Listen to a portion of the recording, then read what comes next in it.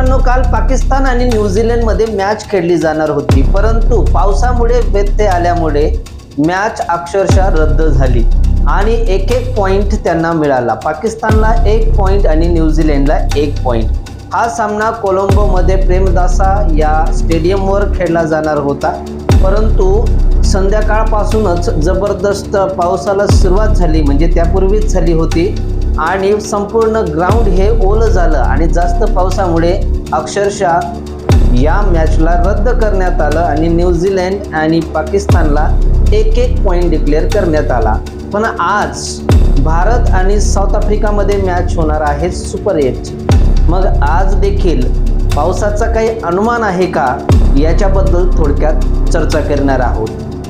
पहिली गोष्ट म्हणजे अहमदाबाद नरेंद्र मोदी स्टेडियमवर आज भारत आणि साऊथ आफ्रिका या दोघांमध्ये सामना होणार आहे आणि हा सामना सुपर 8चा आहे. जसा कालचा सामना महत्त्वपूर्ण होता तसा आजचा सामना सुद्धा महत्त्वपूर्ण आहे, परंतु आज वातावरणात कोणत्याच प्रकारचा बदल सांगितलेला नाहीये.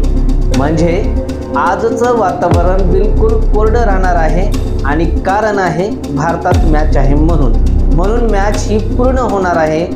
तर त्यासाठी फॅन्सने नाराज होण्याची गरज नाही, कारण की काल जेव्हा मॅच रद्द झाली त्यावेळेस भरपूर लोकांना असं वाटत होतं की भारत आणि साऊथ आफ्रिकामध्ये जी मॅच होणार आहे ती सुद्धा पावसामुळे रद्द होऊ शकते का. आणि बऱ्याच लोकांना प्रश्न असा होता की ही देखील मॅच कोलंबो येथे आहे का, तर नाही, तर भारत साऊथ आफ्रिकामध्ये जी मॅच होणार आहे ती आपल्याच देशामध्ये अहमदाबाद नरेंद्र मोदी स्टेडियमला आहे, म्हणून त्या ठिकाणी पावसाचे आसार बिलकुल दिसत नाही आहेत. म्हणून आज तुम्ही 7 वाजेपासून वेगवेगळ्या प्लॅटफॉर्म्सवर या मॅचची मजा घेऊ शकतात. पुढच्या वेगवेगळ्या अपडेट्स आणि न्यू बातम्यांसाठी आजच आपल्या चॅनलला सबस्क्राईब करा.